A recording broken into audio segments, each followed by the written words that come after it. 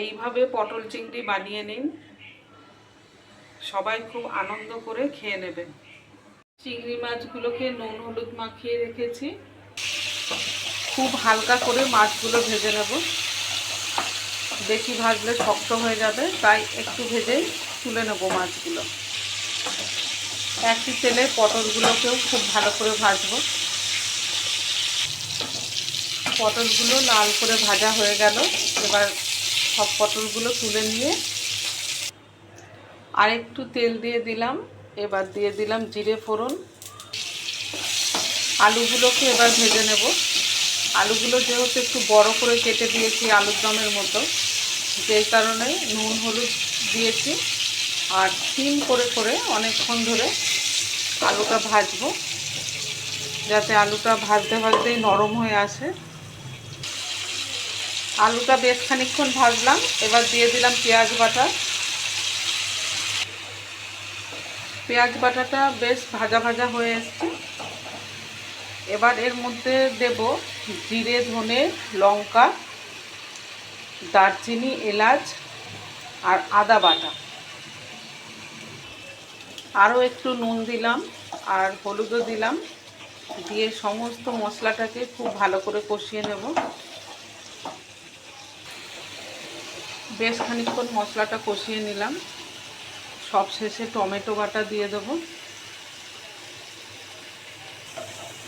এখানে একটা মিডিয়াম সাইজের টমেটো বাটা আছে।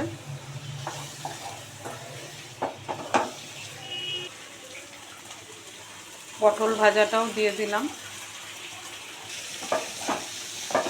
খুব সুন্দর করে কষানো হয়ে গেছে, মশলার কাঁচা গন্ধও চলে গেছে। এবার গরম জল দিয়ে দেব।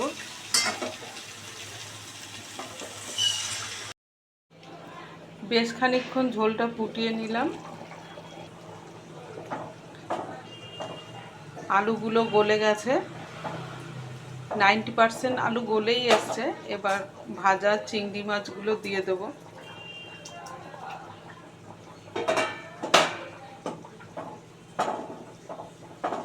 মাছটা ঢেকে 2 মিনিট মতো ফোটাবো, তাহলে যেটুকু আলু গলা বাকি আছে আলুটা গলে যাবে আর চিংড়ি মাছের ফ্লেভারটাও ঝোলের মধ্যে এসে যাবে।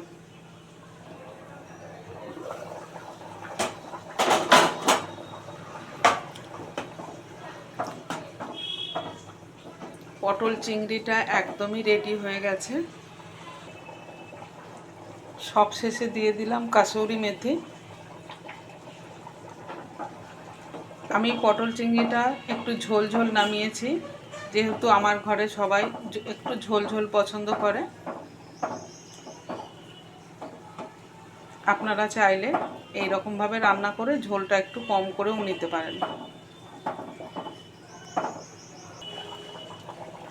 সব শেষে দিলাম মিষ্টি, এতে স্বাদটা একটু ভালো আসবে। আজকে পটল চিংড়িটা আমি এইভাবেই বানালাম। দেখো কত সুন্দর কালার এসছে। ভিডিওটা যদি ভালো লাগে অবশ্যই শেয়ার করে দেবে।